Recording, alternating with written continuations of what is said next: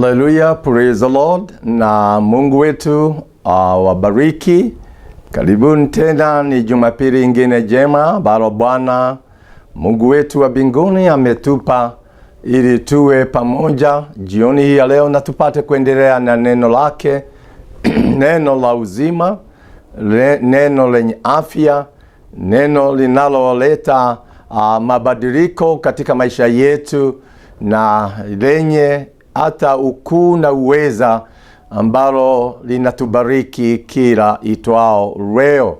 Jina langu ni Bishop John Kugwa. Mimi ni mchungaji na shepherd wa kanisa la Ebenezer Grace International, na sisi tuko katika sehemu ya baraka katika jiji hili letu la Nairobi, sehemu ya Morem. Na sisi tuwapenda wageni kila Jumapili na wakaribisha, na bado hata leo ninanyorosha mkono wa ukaribisho nikisema karibu kama unapita sehemu hiyo ya baraka, kama wewe ni mwenyeji wa sehemu hiyo ya baraka na huendi mahali popote siku ya Jumapili, usikae kwako nyumbani. Tuwapenda wageni, njoo tushiriki pamoja katika neno lake Mungu, njoo tumwabudu Mungu pamoja, njoo tumsifu Mungu pamoja, na tusikie sauti yake akinena na roho zetu.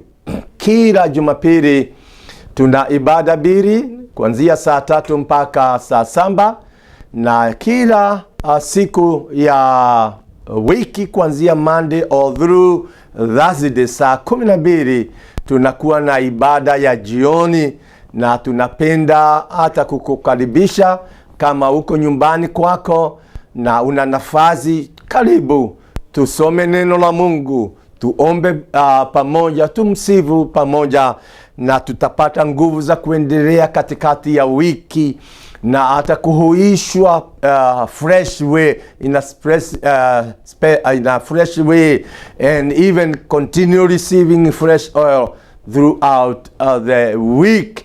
Kwa hivyo tunapenda wageni na karibu sana sana. Tumekuwa tukizungumza juu ya the flowing living water as per John 7:38.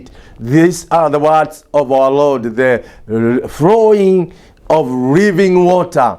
When we receive Jesus Christ into our life, and we had the last 3 Sundays have continued on with this series, and by God's grace I want to continue from where we left and continue looking into other characters who have been transformed by this word that we are sharing. Last Sunday we looked into the word of God from Psalm chapter number 1, how one is blessed and how one is fruitful when he lives in the word of God. When he is anchored in the word of God, he is assured of everlasting flow of water which never dry. Our Lord is the source of that water. It never run dry. He has assured us that it will never dry. And when we are anchored in that water, when we are anchored in the word of God, the flow of living water will continue ceaselessly in our life, and it will impact even other people who desire the lifestyle that we are living in, and God's grace that they see in us, God's love that they see in us. They will desire and come and seek that flowing water that they see in our life, because it's come with the power, it's come impactful, it becomes impactful in our life and change the men and women that we are. Before we read or share the word that God has put into my heart, there is a word in Psalms 17 and verse number 4. The psalmist says, the word of God keeps us away from the path of the deceiver. That is the power of the word that we are sharing, that it has power in it and has authority of our life to keep us away from the path, from the path of the enemy, from the path of the deceiver, from our arch enemy, the Satan, the father of all lies. And so I want to assure you right from beginning, man and woman of God, you who is watching us, that this word is not just another empty word, another philosophy, another religious teaching. No, this word has power and authority in itself, and it will keep you away from walking the path of the deceiver, from living in satanic world, and it will cleanse you and keep you clean throughout. And as I said earlier on, because you'll be anchored in the source of this water that we are talking about, that is ever flowing and it's ever living. It's not dead, it's live and keeps on changing who you are and cleansing you, sanctifying you day in, day out, and keeping you strong in your walk in the faith and in the word of God. I want to pray with you, then we share the word of God. Father, we thank you for this moment, and we thank you for the time that you are giving us once again. It's another beautiful Sunday evening that God, you have given us to share your word. We welcome the presence of the Holy Spirit, that he may take over and control our thinking, our perception and our reasoning, and take control and use us and speak to our spirit through your word. So we release ourselves to the Holy Spirit as he speak through us, as he engage through your word, that we may receive whatever you have desired for us this evening. We thank you for this moment that we are going to spend together with the viewers, in the name of our Lord and our Savior, Jesus Christ. Amen and amen. For the time that God has given us this evening, we want to look into the life of another character, another man who was impacted by this water, and his life was completely changed. He was no longer the same. This is none other than Peter, the disciple of our Lord Jesus Christ. And as we have seen in echoed the word in Psalms 17 and verse number 4, this word has power to keep us away from the path of the deceiver, from the father of all lies. When we live in it, it has that power, it has that authority of our life. So when you receive this word that we are going to share this evening, I want to assure you, it will keep you away from sinful life, from walking in the counsel of ungodly, the scornful men and women of this world. It will keep away from being engaged with those kind of sinners, and it will keep you in the path of righteousness. It will keep you in the right path that God desires of you. And we are going to look into the life of Peter. Peter was one of the disciples. And he was called from his business of fishing and called to become a disciple and a fisher of men. Jesus said to them, and I'll make you fishers of men. And he drew those Galileans from their businesses and changed their life. And when he changed their life, he engaged them into the business of fishing men, preaching the gospel with its power and authority. The gospel that transforms the lives of men. And because they have witnessed the power therein in this gospel, and how they were changed just from mere Galilean, just normal men, and doing the business of fishing, and into the business of our Lord and our Savior, the business of preaching the gospel. They are witnesses of the dynamic in the gospel, dynamic power of the gospel in their lives. So we are sharing this evening the life of Peter, a man who was changed. And there is a picture that is painted in Mark chapter number 14 and verse number 66 all the way to chapter number 7. And we are not going to read, but I'll try to paraphrase.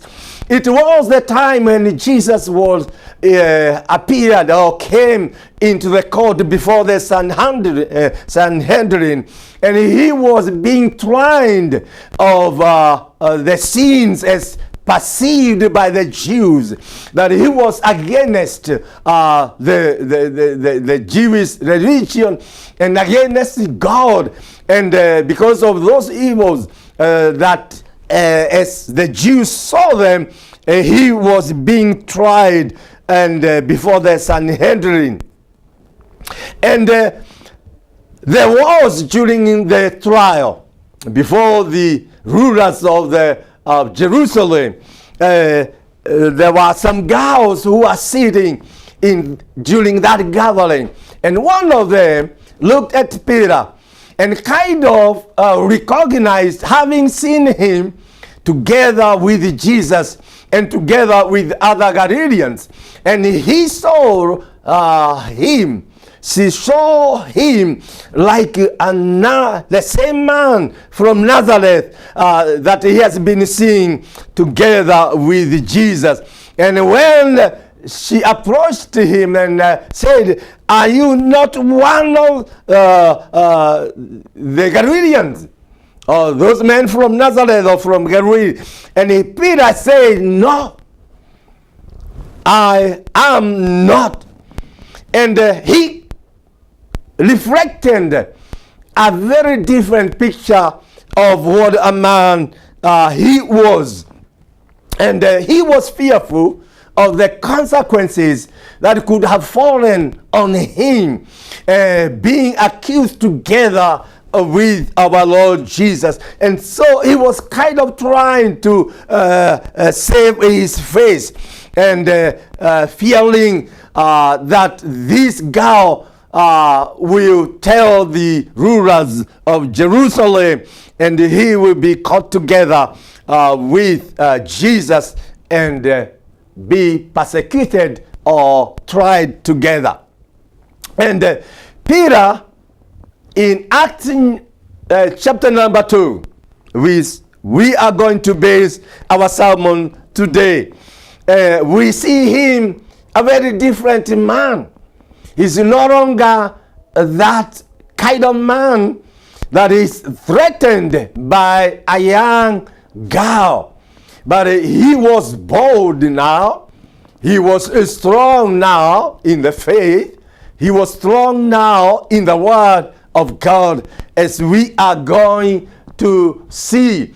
And a very different person from that scenario in Mark chapter number 14. He is no longer fearful, He's bold. He's ready to face his accusers. And let's read together. Turn with me to Acts chapter number 2. And we are going to start from verse number 14. And I will read. But Peter, standing up with the 11, raised his voice and said to them, Men of Judea, and all who dwell in Jerusalem, let this be known to you, and heed my words. For these are not drunk, as you suppose, since it is only the third hour of the day. But this is what was spoken by the prophet Joel. And he continued to read the prophecy of Joel in verse number 17, falling and up to verse number 29, where Joel is speaking of flowing of the Holy Spirit, coming of the Holy Spirit into the life of believers. And this is a new experience that Peter, together with the disciples, the 120 disciples, who are all together praying and waiting for our Lord's promise of the coming of the Holy Spirit. They were praying in the upper room, and in verse number 4 of the same chapter number 2, this is the encounter, this is the experience that Peter, together with the other disciples, and it says, and they were all filled with the Holy Spirit, and began to speak with other tongues as the Spirit gave them utterance. This is according to our Lord's promise that he will send the Holy Spirit to his disciples. And they were told not to move out of Jerusalem, but to tarry in the city of Jerusalem. And so they kept our Lord's word, and together they were praying in the upper room, waiting for that promise. And that is the experience. It's verse number 4 demonstrates the infilling of the Holy Spirit. When their lives were consumed with the power, the dynamic power of God into their lives changed the men and the women who they were. And it was witnessed by a huge multitude of dwellers in the city of Jerusalem. It was a time of Pentecost, and the whole city was filled with the Jewish believers who had come from other parts of the country to come to the day of Pentecost and bring their sacrifices, a time of worship when Jews were gathering together to the temple in the city of Jerusalem. So it was witnessed. They were heard speaking in other tongues. Unlike another moment, it was remarkable. It was noticeable. It was heard from near and far. And they heard them speaking in their different languages, so they could hear what they were saying as they prayed and rejoiced in the presence of God. And in verse number 14, now Peter stood up, because the hearers, those who witnessed this encounter, started accusing the disciples that they were drunk with wine. And so Peter took the opportunity to explain the happening and the impact and what it means. And this is what he is saying to men of Judea and all those who are in Jerusalem, that let it be known, this is according to our Lord and our Savior's promise, the infilling of the Holy Spirit, that he is going to release another helper who is coming to help the believers in the new kingdom, in the new life, to live upright and perfect in the eyes of God and walk with them in the path of righteousness as per God's word, and come and help in their feeble life to be strong and encouraged in their life as the Holy Spirit will help them. And so he is countering the accusations, and he's saying, these men are not drunk as you suppose, as you think, but they are drunk with the power of the Holy Spirit. And the power of the Holy Spirit is speaking now. The Holy Spirit is speaking to them. And immediately he seized the moment. And he went not only countering the accusation, but exposing and explaining to them the authority of the gospel of our Lord Jesus and the impact that comes with receiving this gospel in one's life. This is no longer the Peter who was fearful in that episode of Mark chapter number 14, but he is a changed man. He is now strong and bold and ready to release the powerful wand of God into the lives of those Judea men and Jerusalem dwellers.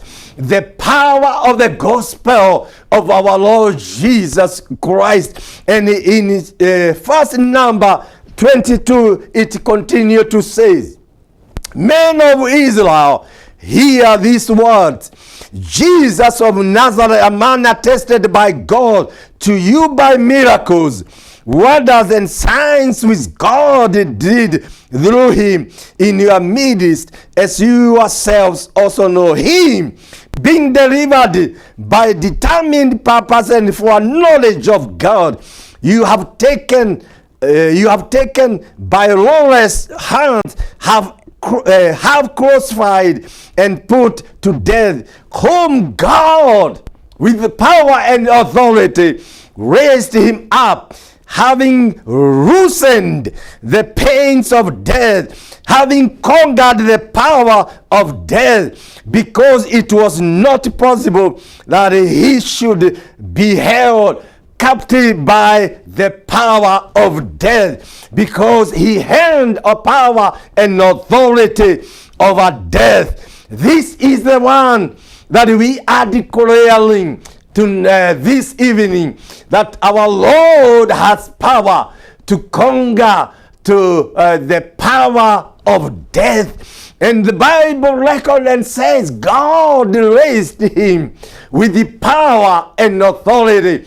And he continued to promise to the disciples that he will release the same power, and the Holy Spirit will come into their life and to dwell in their life. And now, men of Judea and Jerusalem, they have seen them, how they are impacted by the gospel, and they released a dynamic power of the Holy Spirit into their lives. So Peter is reasoning now with the city dwellers, with these men in this assembly.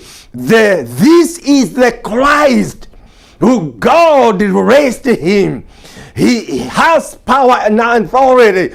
This is his doing. It's no man doing. It is a miracle from our Lord. It is through him that we are witnessing this encounter in this city of Jerusalem. And he continued to say in verse number 29, men and brethren, let me speak freely to you of the patriarch David, that he is both dead and buried, and his tomb is with us to this day.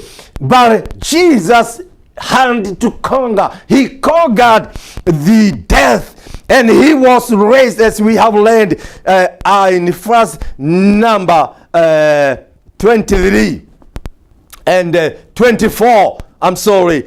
We see him raised, as recorded in this chapter, that God raised him. Unlike David, the patriarch of the Jews, he was a great man, well respected in the nation of Israel, and well talked about. And he is not like him, but he conquered death. He was raised from death, and he's saying he is dead and buried, and where he is buried, that place is still with us even to this day. And in first number 32, it records this, that Jesus, God has raised up, of which we are all witnesses. Now Peter, he is not talking like a stranger in this life. He is not talking as an outsider. He is talking as one of the witnesses, one who has experienced the power of resurrection, the power in Christ Jesus, one who has walked with him, and he has seen the resurrection power that is in Christ Jesus. Therefore, he is exalted to the right hand of God, having received from the Father the promise of the Holy Ghost. He poured out this which you now see and hear. That is Peter, a changed man, a witness of this power that we are sharing this evening. And we are saying he is changed. He is no longer the same. This power that was in Christ Jesus has changed him completely. And he is talking now not like a stranger of this encounter or an outsider, but one who has experienced this resurrection power and the authority of the gospel that he received from our Lord and our Savior. And in verse number 36, he says, as he continued preaching to the assembly, this is what he is saying: therefore let all the house of Israel know assuredly that God has made this Jesus, whom you crucified, both Lord and Christ. He is the Lord. He is the Savior. He is the one who takes away the sins of men and change their sinful life, and they become new creatures in him, and in them springs the wells of living water. In them there is this flow of living water, as he promised. Peter, he is is talking from an authoritative point of view, having experienced this power in the gospel and having enjoyed God's grace through Jesus Christ. This is what we are talking about this evening, that when you receive this power, even this evening, when you receive Christ this evening, He will change you. You are assured of the power and authority of this gospel springing up in your life and flowing in your life, and it will keep you away from the walk, from the life, from the path of the deceiver, our enemy, the devil.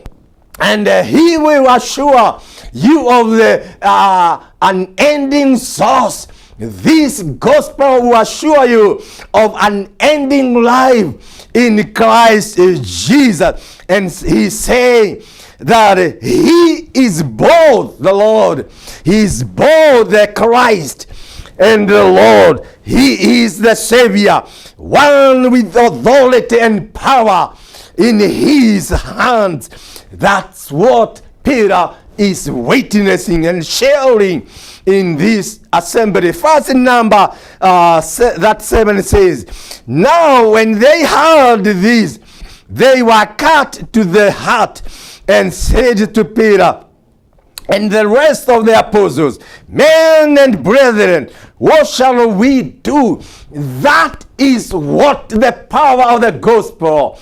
When you hear it, open your spirit, open your heart to the power of this word. That's what it does. It comes into your life with its authority and take over. You are alive and start changing the nature of your life and the kind of a woman that you are. We can see and hear now crying to Peter and the other apostles, what shall we do? Because the power of the gospel is taking over now. Their lives is changing and shaking their life and revealing them who they were, sinners as they were. What shall we do now with this gospel? What shall we do? Because they have started recognizing they are not right, they are not perfect before the eye of God. That's what the gospel does. When we allow it and welcome this gospel into our life, it enlightens our life and open our eyes. We are able to see how weak we are. We are nobody without Christ. We are not complete without Christ. But when we receive its power, when we receive this word into our life, it comes with its entity, with the fullness of its power and authority, and it changes the men and women that we are. It cut their hearts. That's what this word does to a sinful heart. It cuts our hearts. Verse number 38, then Peter said to them, repent, turn around, change your lifestyle, change who you are, repent, turn around from your sinful nature. Turn around from your scornful life. Turn around from your ungodly lifestyle. Turn around from the sinful worldliness. Turn around. That's what Peter is saying. Repent, men and women of Jerusalem. Repent. Turn around and come to this Lord who is Christ. Turn around and accept this resurrected Lord, this Christ, and He will change the men and women who you are. He continued to say, let every one of you be baptized in the name of Jesus When we are in Christ Jesus, when we receive his word, we are no longer ourselves. We are immersed into his life. We are no longer ourselves. Our life is immersed in the life of Jesus Christ. And he comes to dwell in our life. And we are no longer the same. We are new creatures because our life is in him. And he continued to say,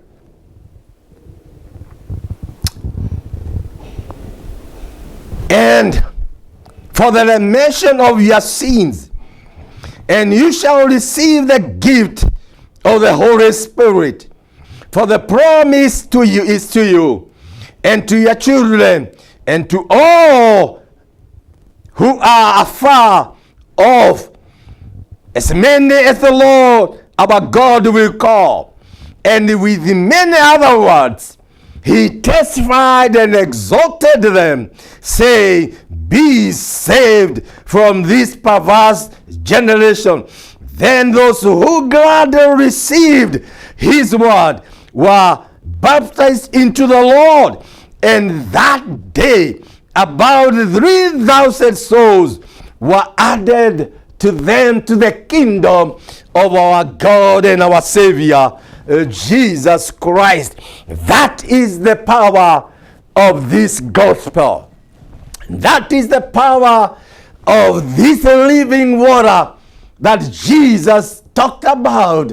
When we receive it, it changes who we are. Peter, with all the boldness and with authority and the power as he received through the power of the Holy Spirit, he stood strongly on the word of God and released the gospel with its power. That gospel touched the hearts of men and women in Jerusalem and changed the kind of men that they were. And the Bible records that 3,000 came into the kingdom, and they believed in Jesus Christ. This is what we are talking about. The flow of the living water. It has that power. It has that dynamic in itself. It changes us, who we are, and impact our life. We are no longer the same. Peter is no longer the fearful disciple of Jesus Christ, but with all the boldness and well armed with the word of God, he released his sermon before the assembly. And the word of God touched the hearts of his hearers, and they were changed. This is what it's going to do the same even to you this evening. When you receive it, when you embrace this word, when you accept Christ into your life, he will change you into a new man, into a new woman. Doesn't matter the kind of life that you are living in, the walk that you are walking, the path that you are following. No longer will be the same. You'll be changed. The challenges that you are going through, Jesus will walk you through them, and you come out victoriously because your life is now immersed in the life of Jesus Christ, and you are changed and changed completely. This is my prayer for you this evening, that receive Jesus Christ, receive this gospel, and you shall enjoy the grace of this gospel. You shall enjoy the love of this gospel. You shall enjoy the abundance of God's life when you receive this gospel. It will change your lifestyle. It will change your perception. It will change the kind of man that you are, because it will come with its authority and take control of your life and lead you in righteousness in the walk of man and woman of God. That's the prayer. That's God's desire, even this evening. And I want to pray together with you.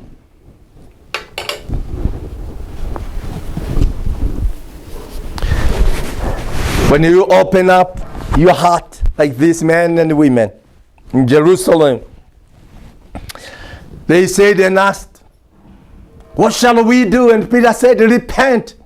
And I will echo the same word of Peter to you. Turn around. Repent of your sinful lifestyle. Raise yourself to the hands of the Lord, who is Lord and Christ.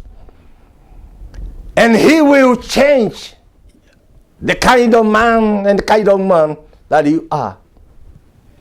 Accept Him into your life. Allow Him to take control of your life, and you'll be a changed man. This is my prayer. Father, I thank you for the viewers. And I thank you for the men and women who have listened to this word. And I'm standing together with them as they open their hearts to this gospel, as they open and embrace this gospel with its power and authority. Lord, release into their life this gospel with its authority and change the men and women who they are, and draw them to the kingdom of our Lord and our Savior, Jesus Christ, and help them to enjoy the grace in this gospel, the everlasting life that you have promised to the believers. I thank you for all the viewers, and I thank you for the needs of all the viewers, because this gospel has power to take care of every kind and form of need. Doesn't matter whether you are sick. When you receive Christ, He comes into your life with His fullness and authority, fullness of life and authority. He is the healer. He is our sustainer. He is our protector. And He will do that tonight in the name of Jesus. He will take over your life when you release it this evening to Him. I want to thank you once again for being with us. Thank you for following this series. And I'll continue to encourage you to follow us until we finish this series, the flowing living water and how it impacts one's life. And I thank you once again, and I want to leave you in the blessed hand of our Lord and our Savior, Jesus. Even as we start another week, I pray that the Spirit of the living God will walk with you, and He will release His power into your life and continue enjoying God's grace, God's presence, God's love, God's sustenance, and God's protection throughout the coming week. Shalom, shalom. Be blessed. As I said earlier, my name is Bishop John Kugwa. If you have anything you'd like to share with us, you can use the number on your TV set. You can call us. You can visit with us. We can have time. We talk and share, break together the Word of God. I'm sure it will be a new experience as we sit together in the presence of God and share His Word.